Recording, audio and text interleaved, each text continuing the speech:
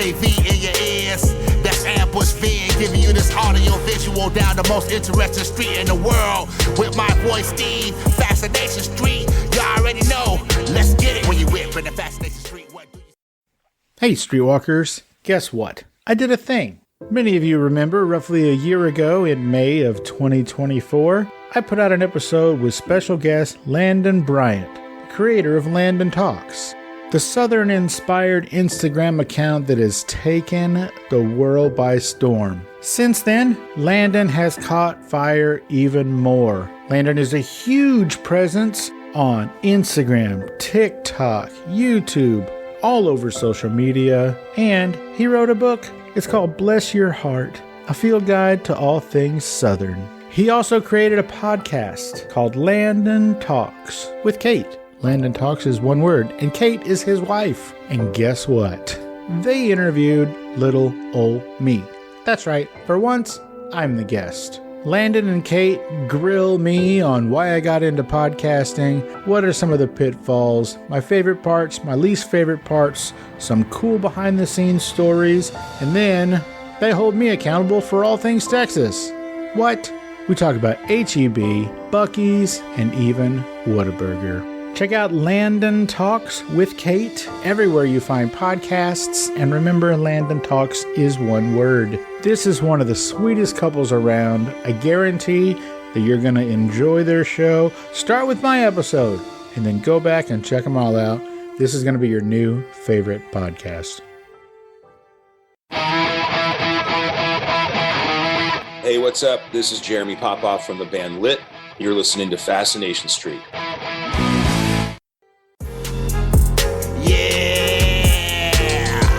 AV in your ears, that's Ambush Vid, giving you this audio visual down the most interesting street in the world. With my boy Steve, Fascination Street, you already know, let's get it. When you whip in the Fascination Street, what do you... Welcome back, Streetwalkers. This episode is with the band Lips Speak Louder. Lips Speak Louder is comprised of Angela Lisi and Rachel Bransness. Both are previous guests, but not together. Angela has been on with another band or two, and so has Rachel with a previous band. But this episode, they're together, so we don't do the get to know them as they're coming up thing. You can check out their individual episodes for that. But what we do talk about is why they decided to start this band and why they decided to keep it simple and make it a duo. Rachel does explain some of the pitfalls and the technical skills that she had to learn in order to make this two-piece band sound loud and full. And then we talk about their debut album. It came out last month in April. It is called Consolation Prize. We talk about the slow waterfall release of the singles, culminating in the album release last month. We also talk about some of the things that you can get on their website. You can actually buy the album on vinyl, and get this, it's magenta. I think it's a pink vinyl, but Angela said it's magenta, so we'll go with her.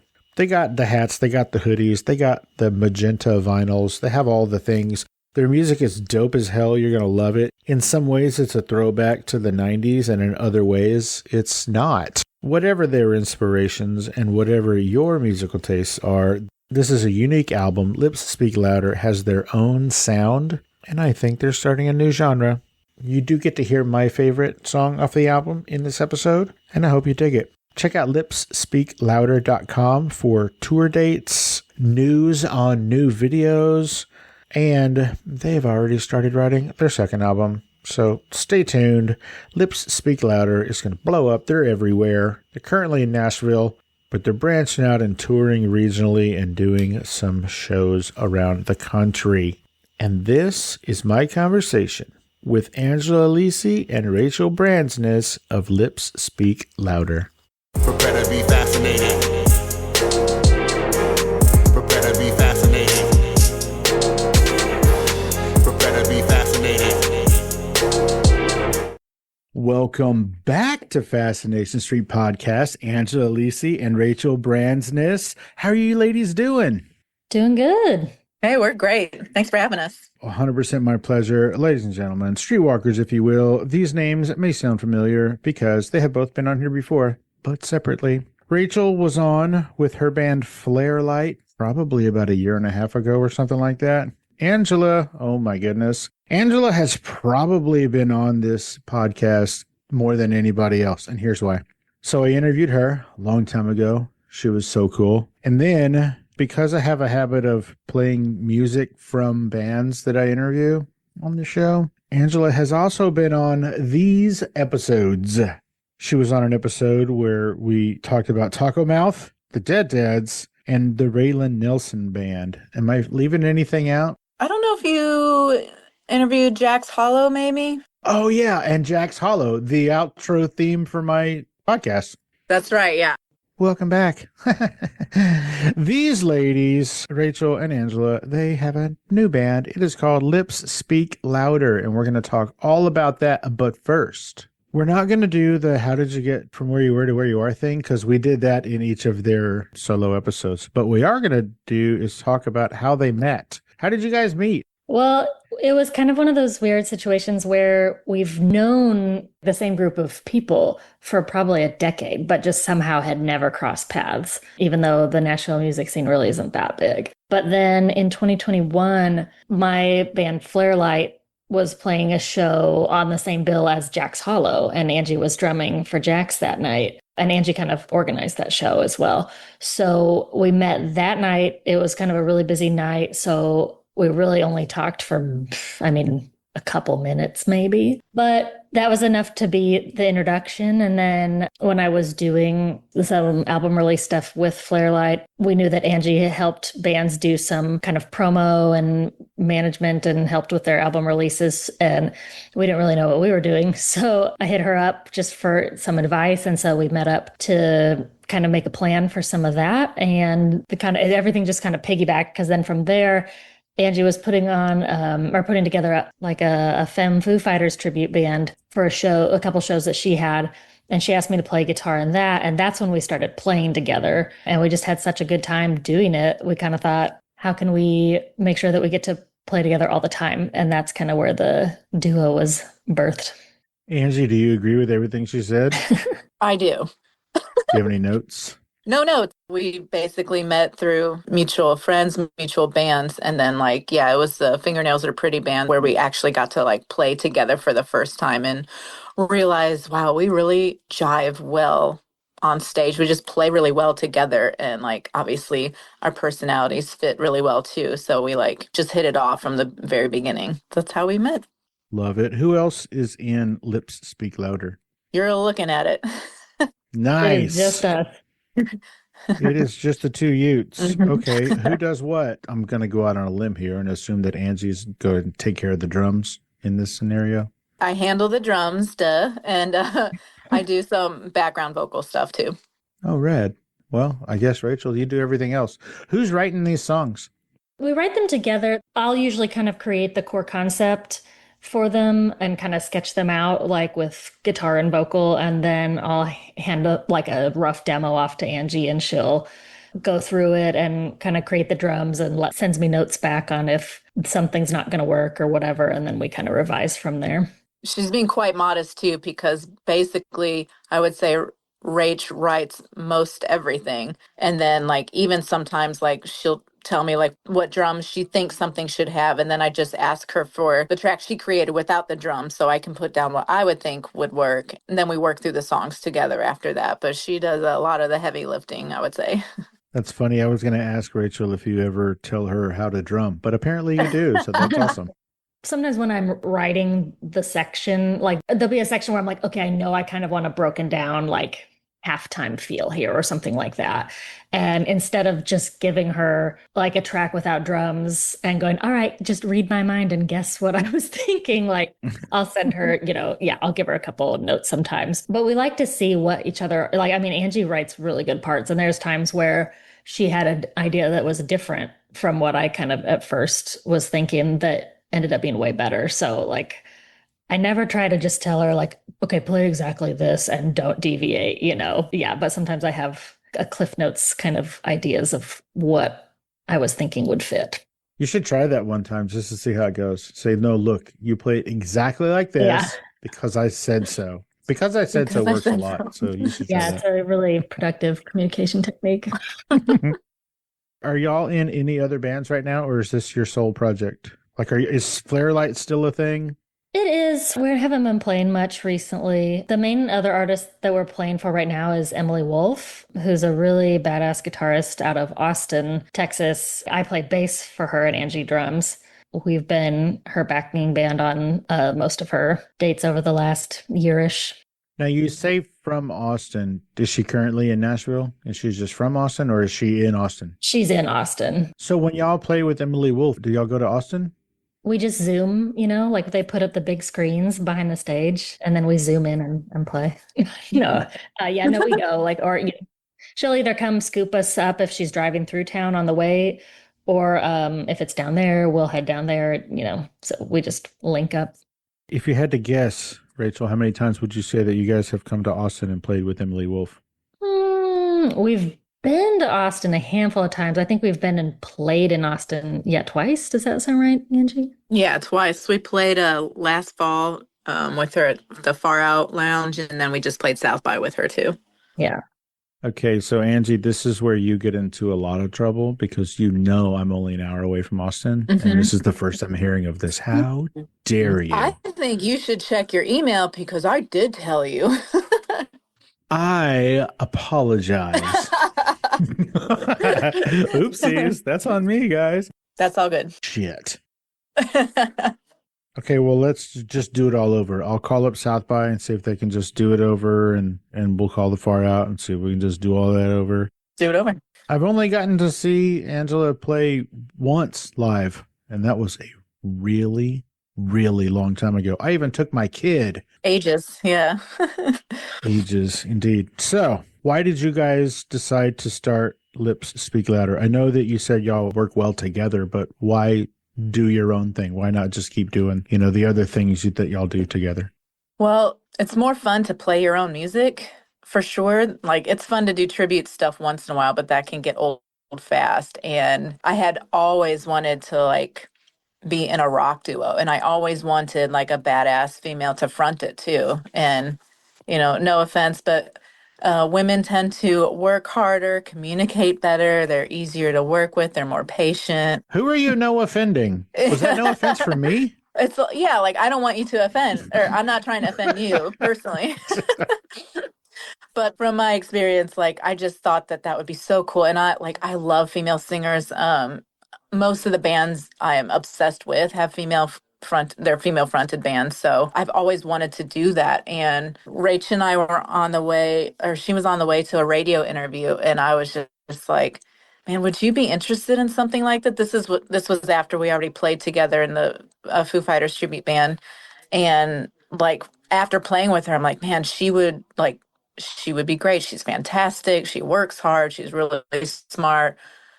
Super talented. And she's great. Yeah, she's great at what she does. Yeah, for sure. Great at what she does. So I was like, here's a candidate. This would be fantastic. And yeah, I just brought it up sort of just not flat out asking her, just being like, I've always wanted to do this. And we're just sitting in the car driving to the destination.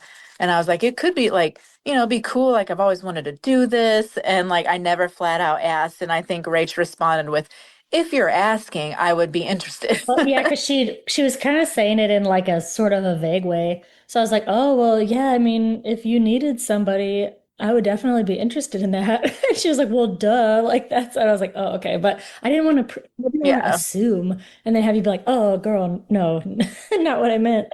No, not you, someone else. No, I was trying to not assume that she was free to do that, because she was in she was in Flare Light, and I didn't want to bog her down with so much to do. But it had crossed my mind, had been on my mind. So that was when we first talked about it, which was the fall of 2022. And then maybe a year later, we started really investing in starting that band. So probably the summer of 2023, I think Rach started tossing around some musical ideas for the band. And then we started Lips Speak Louder officially in September, I think, of 2023.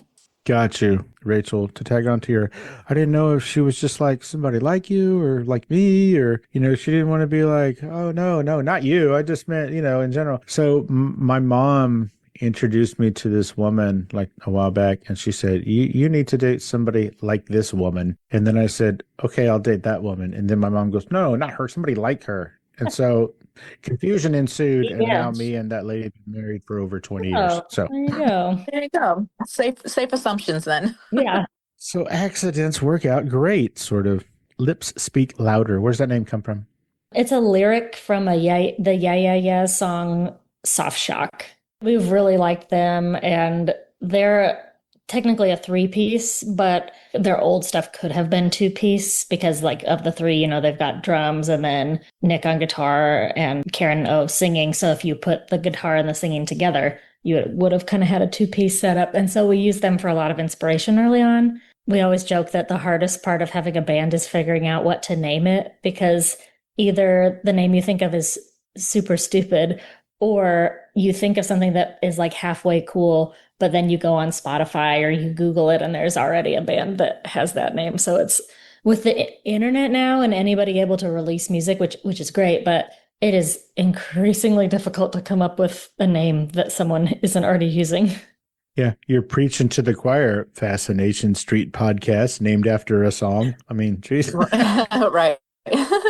So you guys decided to put this band together, and then how long before you started writing your own songs, or did you guys already have stuff to bring to the table for this project?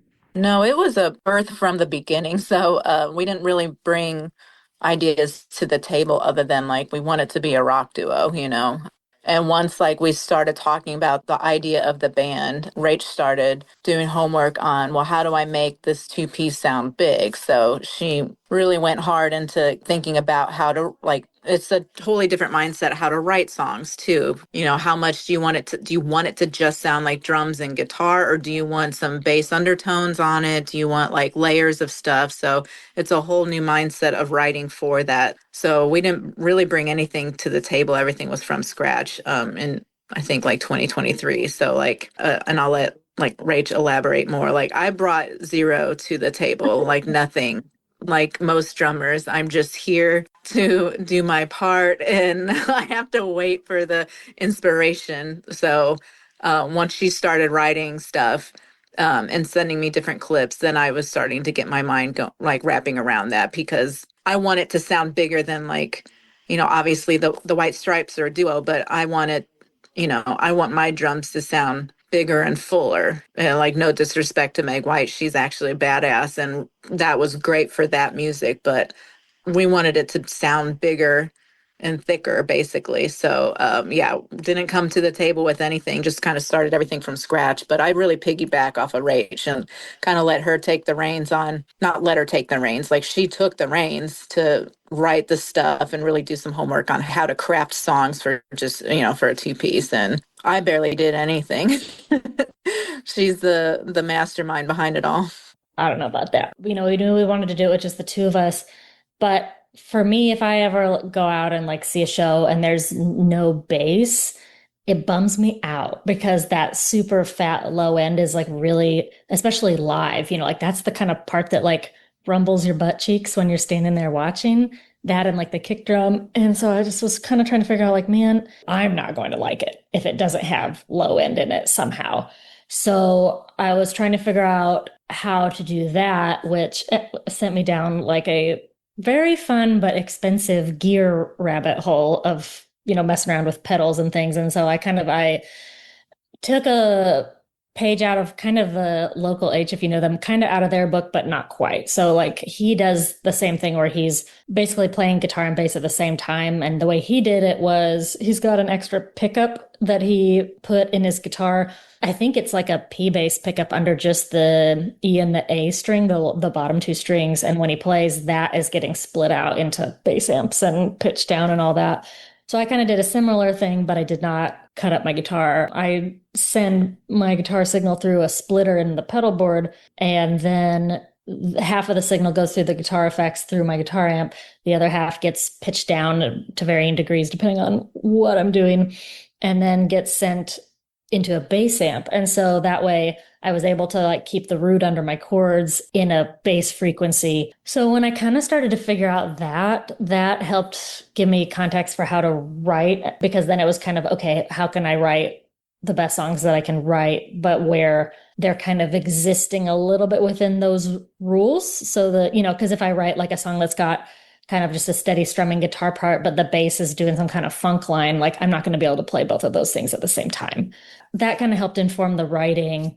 Yeah, and we just kind of drew off of like 90s stuff and some early 2000s stuff and kind of pooled our interests with what we liked. But from when I really started getting serious trying to come up with the songs, it took several months of kind of just trial and error, just trying to figure out what the sound was going to be and how we were going to recreate it live, successfully. Because that was my deal, is I didn't want to write songs that we really liked, but then we go to figure out how to play them live and just think, man, there's no way that we're going to be able to pull this off without, 2 or 3 other people. That sounds complicated and frustrating. It was. Hey, Streetwalkers, here's a word from our sponsors.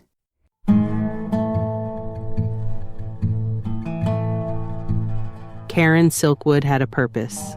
She was headed to a crucial meeting that would blow the whistle on the billion-dollar nuclear corporation she worked for.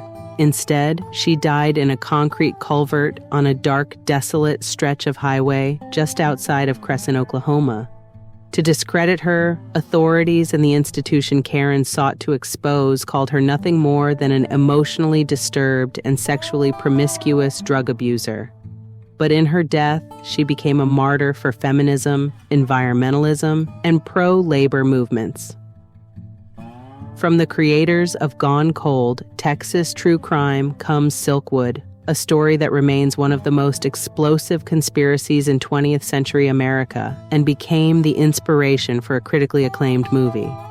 Silkwood dives deep into 28-year-old whistleblower Karen Silkwood, her relentless fight for truth, and the chilling events that followed. Betrayal, danger, and a mysterious unsolved death that still haunts the nation 5 decades later. Seeking justice, Karen went up against a corporate Goliath and paid the ultimate price. With no known witnesses, what happened to Karen Silkwood on that cold November night? Was it an accident? Was she silenced for knowing too much? Or something far more sinister? In a world where profits are placed above safety, Silkwood takes you inside a gripping true tale of corporate greed, government cover-ups, and the deadly secrets inside a nuclear industry titan. Don't miss this eye-opening journey into one of the most powerful stories of our time. Find Silkwood on your favorite podcast platform and hit that subscribe button now. Some secrets are too dangerous to stay hidden.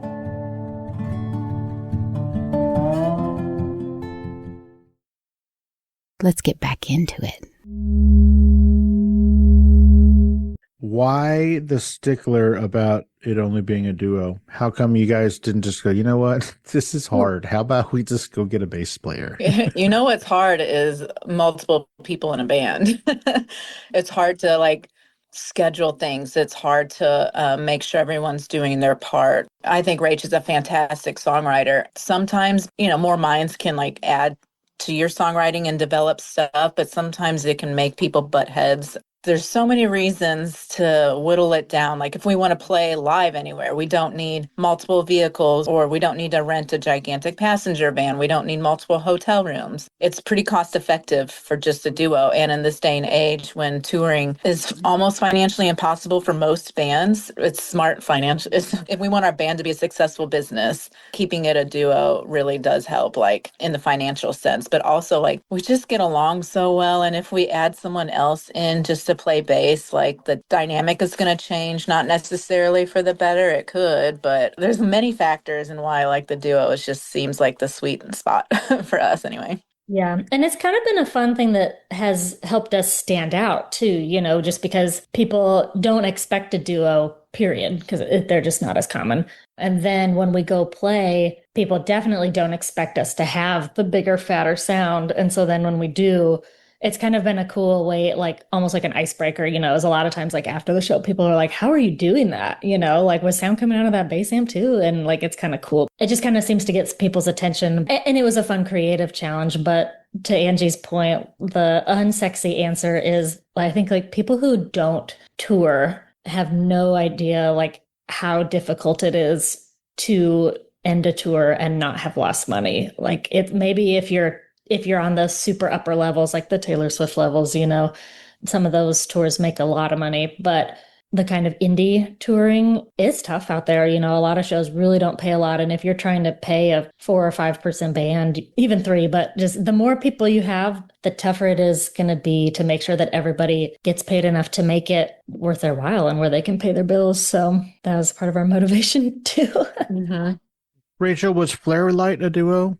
Creatively, yes. Like it was just Tyler and myself who write the songs, but when we would play live, we had a drummer and a bassist with us. So on the records, it's just Tyler and myself, but live it was 4-piece. Kind of like U2, where we only know the name of 3 of those people, but there's like 9 people on stage. Yeah, yeah. Exactly.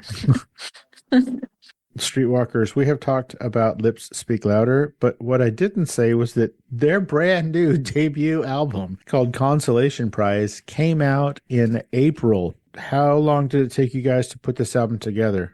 And if you start with 2023 September, I'm going to get mad.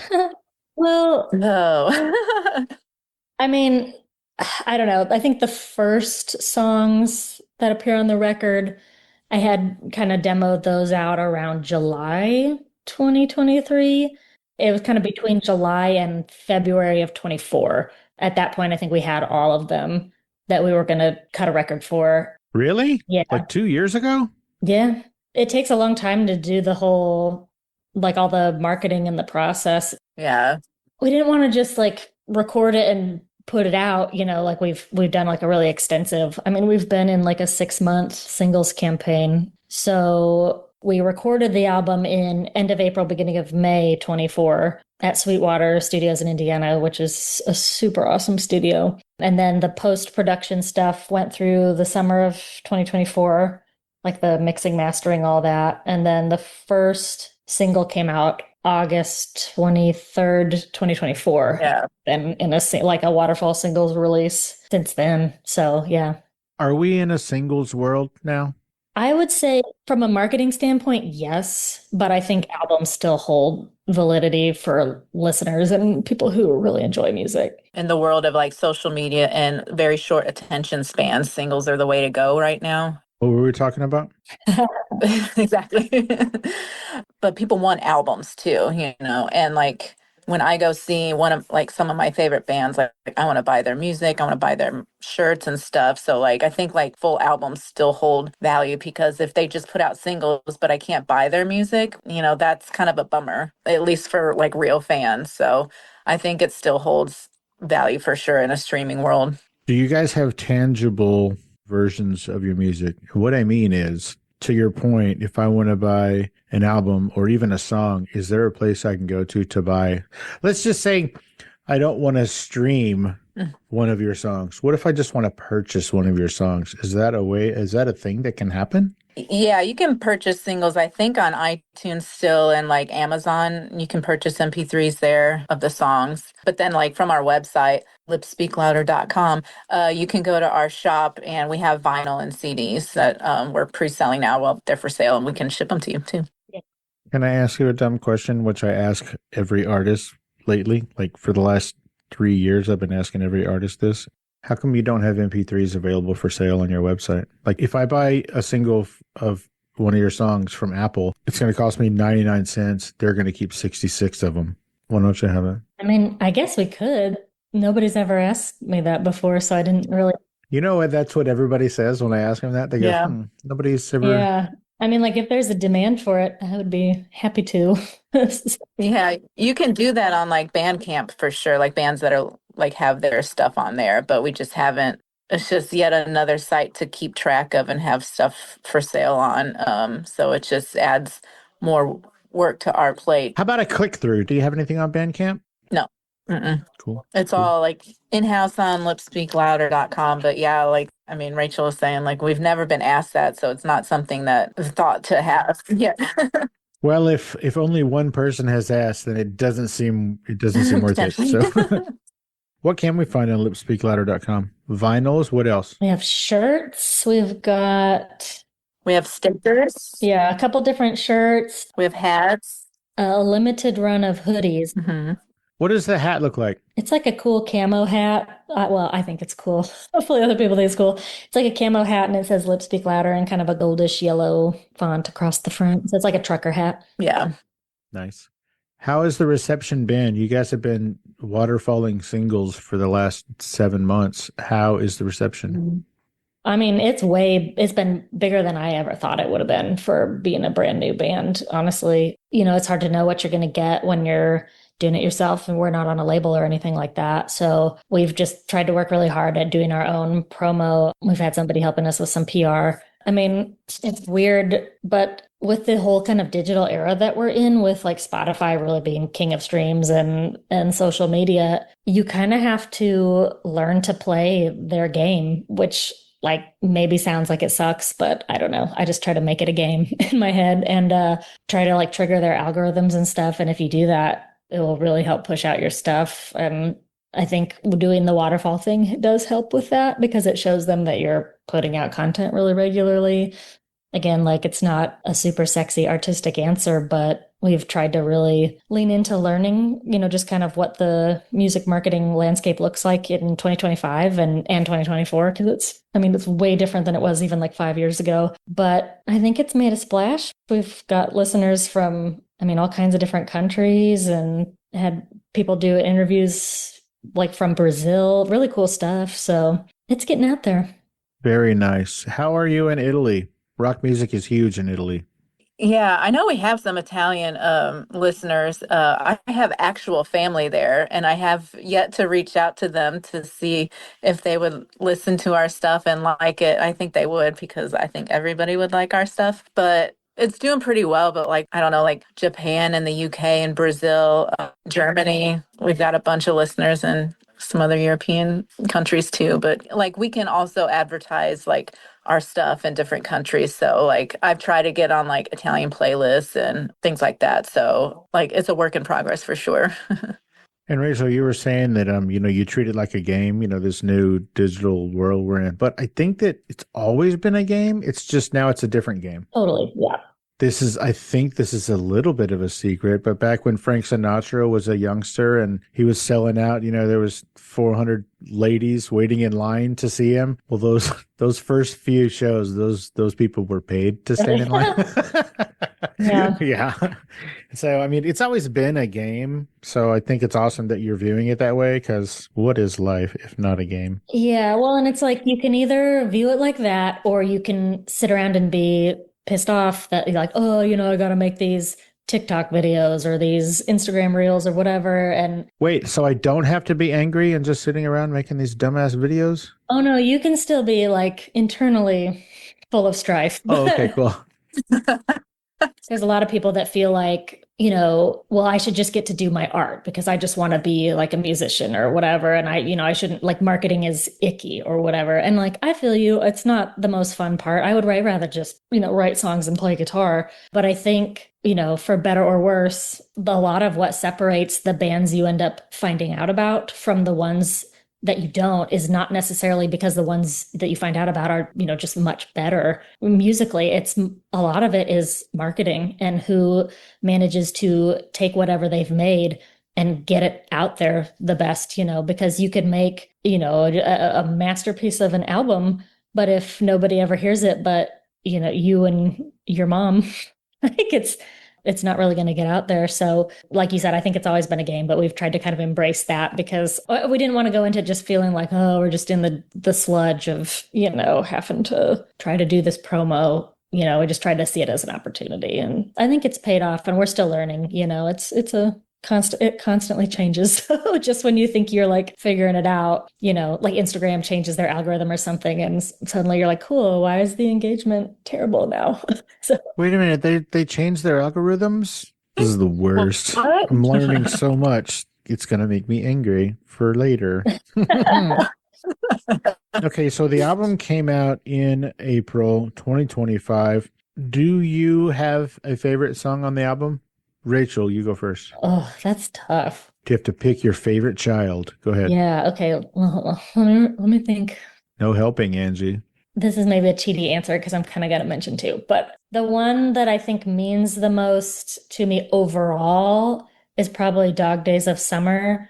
But I really like the song Loser that's on there too. And that one I think is maybe, I really have a good time playing that one live because it's just really cathartic. So if I had to pick, I guess I would say Dog Days of Summer, but it's tough because I really want to say Loser too. But I don't know.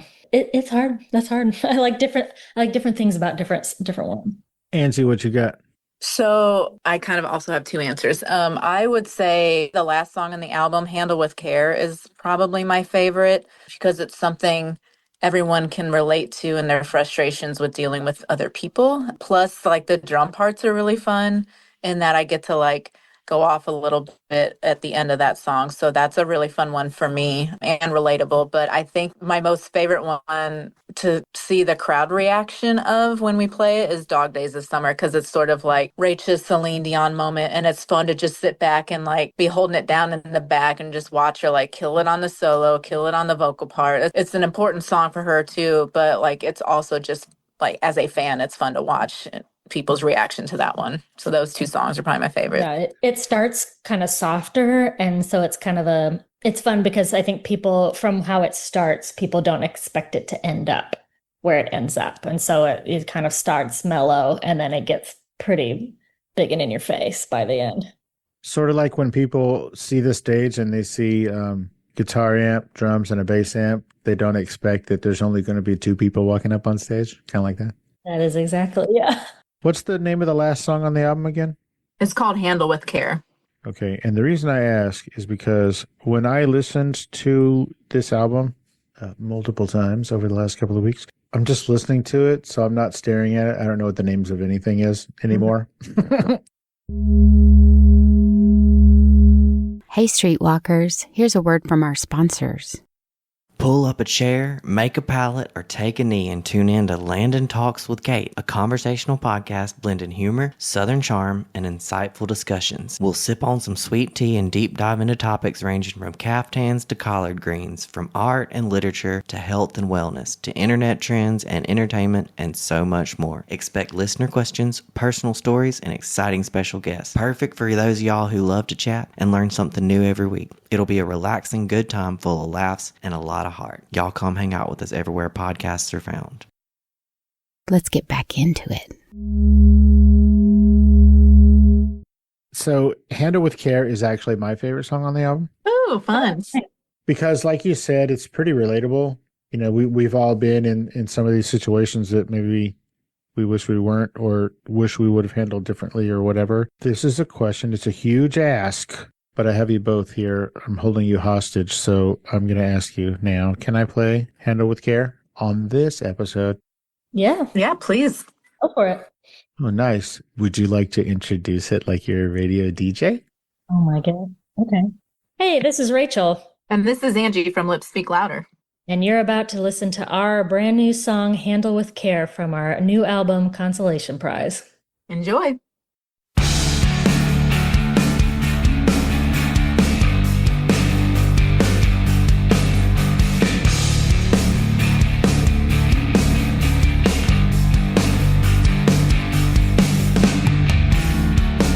Are you mad 'cause I kept you waiting? It must be so hard to be in your shoes lately. Dirt on your knees, please tell me again how I'm so mean. 'Cause I'm not the reason that you're feeling lonely. It's the same old shit on a different day. 'Cause you never change. I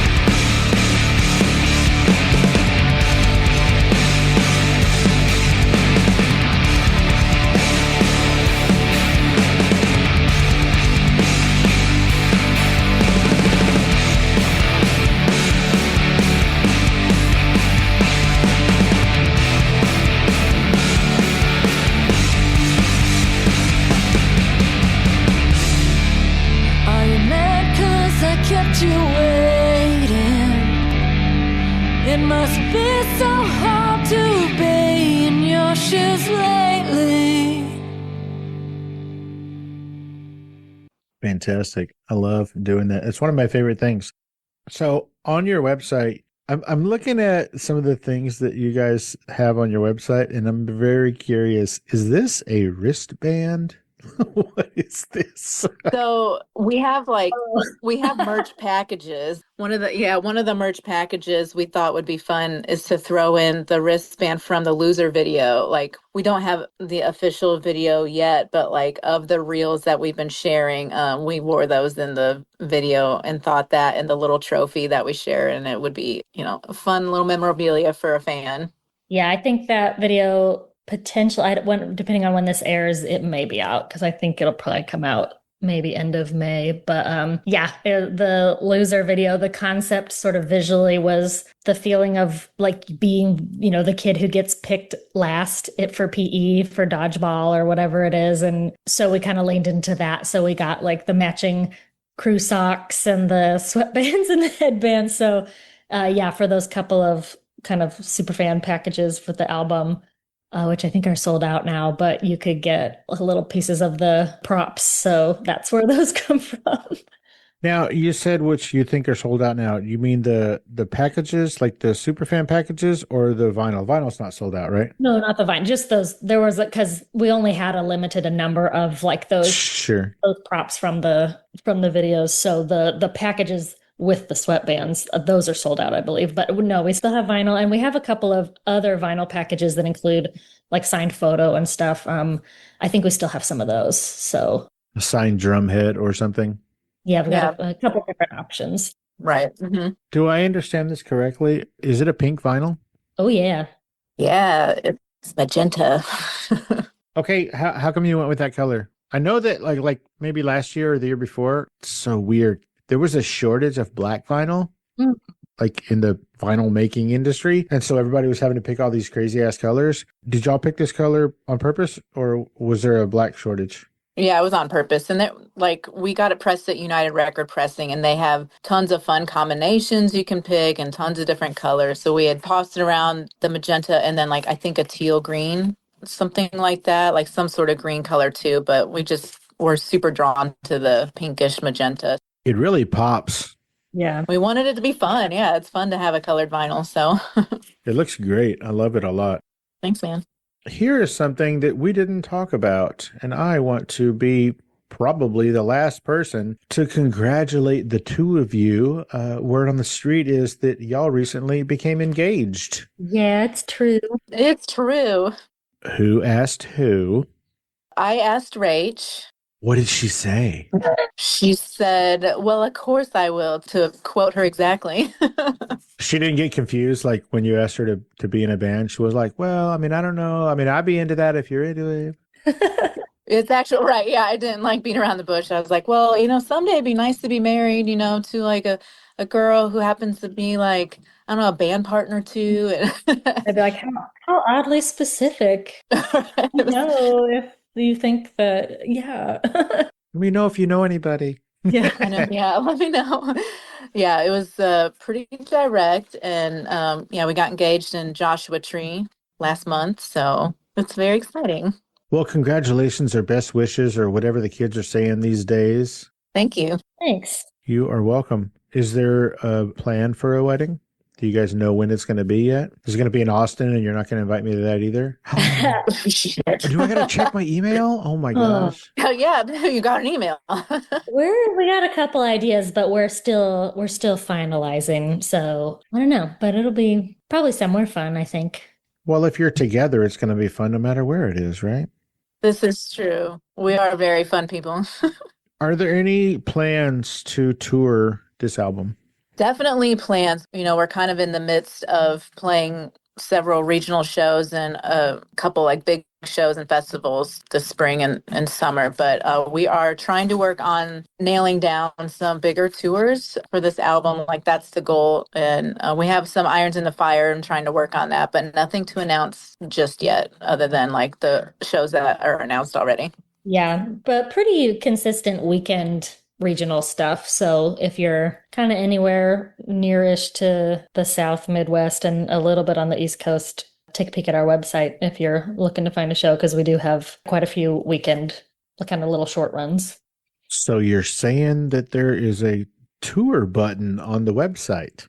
There is, yes. Lipsspeaklouder.com is where you're going to go for all of your consolation prizes. Oh, I get it. So lipsspeaklouder.com is where you're going to go for tour dates, for magenta vinyls, for hoodies and hats and all the crazy stuff. Do you think that you guys are going to venture all the way to, because I mean, you guys were in Joshua Tree, right? That's in California? Mm-hmm. So you're all going to go play in California? I know you're talking all this regional East Coast nonsense, but I'm sure eventually. I mean, we're playing in Denver in June, so that's half the way there at least. On the way, yeah. Our goal is to play like the West Coast and stuff, but since it's so far, it is easier to work that into maybe a tour that's already routed and try and get on like an opening slot for that. So like that would be one way to make that happen. But yeah, we'll definitely be doing that at some point. It's just we're still working on exacting the dates right now. tell me about the Denver show. That is at Levitt Pavilion in Denver, and it's June 14th. It's their Pride Night also, and it's pretty cool because Rach and I are opening the show. So Let's Speak Louder is doing a set, and then we are also playing with Emily Wolf. She's the headliner, so we're backing her. So we get to play our stuff and then like go backstage, do a costume change, and then like come back out and play her stuff. So is it just the two bands, or is this a festival? I think. Just the two bands. Y'all are going to be tired. Oh, dude, we're young. We're good. Yeah. We're young. We're good. Fantastic. Angela, do you still tell the weather? Only to friends that are scared when there's severe weather coming through town. So just on a unprofessional, like private basis, yes. Just on the down low, you tell everybody, just calm down. Don't panic just yet. Just don't panic. Yeah, just for fun.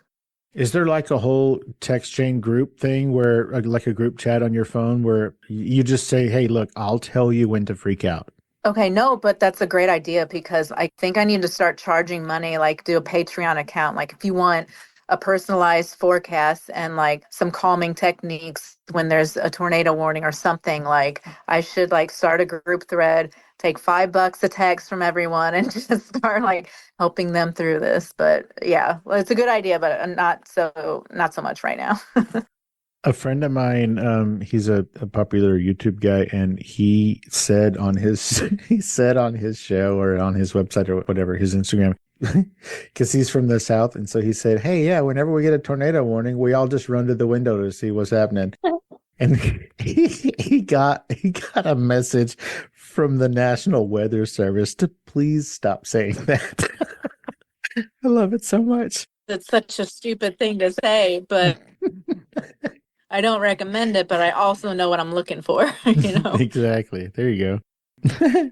Okay. Lips Speak Louder, Angela Lisi, Rachel Bransness, lipsspeaklouder.com, their new album, Consolation Prize. It has all the cool things. You got to hear Handle with Care earlier, and you get to hear the rest of the stuff when you buy their shits. Or I guess you could stream it, but just go give them money. Everybody needs money. Spotify does not need your money. Go give these kids money. And again, check their website, letspeaklouder.com, for tour dates and regional shows, and maybe they're going to go out west. And make sure if you're in the Denver area, you can check out Lip Speak Louder and Emily Wolf and just watch these two ladies sweat their butts off twice. Angela, Rachel, before I let you go, is there anything we didn't talk about specifically that you wanted to talk about today? I think maybe just a shout out to like Sweetwater Studios for helping us create this album that we're super proud of, and Emily producing it. You know, she was really great at like making sure that the songs were protected still, and she just brought out the best in all of it. So, you know, just to give a quick shout out to those two in particular to just make an album that we're most proud of. Like, I've never been part of a better sounding album. I think all the songs are fantastic. So I'm just like extremely proud of that. Who did you say produced it? Emily. Emily Wolf? Mm-hmm. Yeah. Oh, so she knows you're cheating on her and she's cool with it. That's awesome. She knew us first from that. And then after she came in and we asked her to produce the record after we were in the studio, she ended up needing people to back her on some shows, and she called us after that. So it worked out pretty well. Well, check you ladies out. All right, great. Again, everybody, Angela Lisi, Rachel Bransness. Angela Lisi is Tamachick, TAMACHICK on Instagram. Rachel, what are you on Instagram? Rachel Bransness. I know it's not. No, it's cool. Direct and to the point. But, like nobody else has, like very few people have that last name. So it makes it a lot easier. You don't have to be like, wait, which Rachel Bransness? Because there is only one. Yeah, you just have to be able to spell it. You just have to throw an S in there and then you'll be fine. That's right. Yeah, when in doubt, more S's. And again, at Lips Speak Louder on Instagram as well. Are you guys on any other platforms besides the Instagrams? Are you making dumb TikTok videos?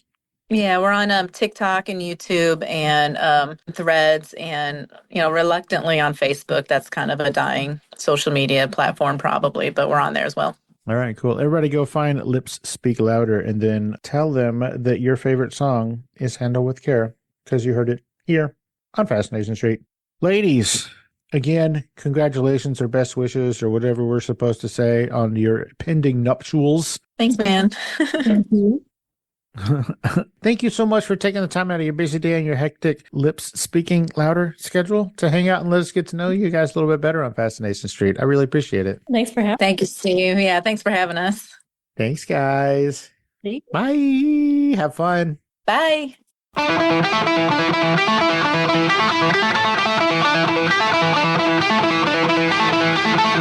Opening music is the song FSP Theme, written, performed, and provided by Ambush Venn.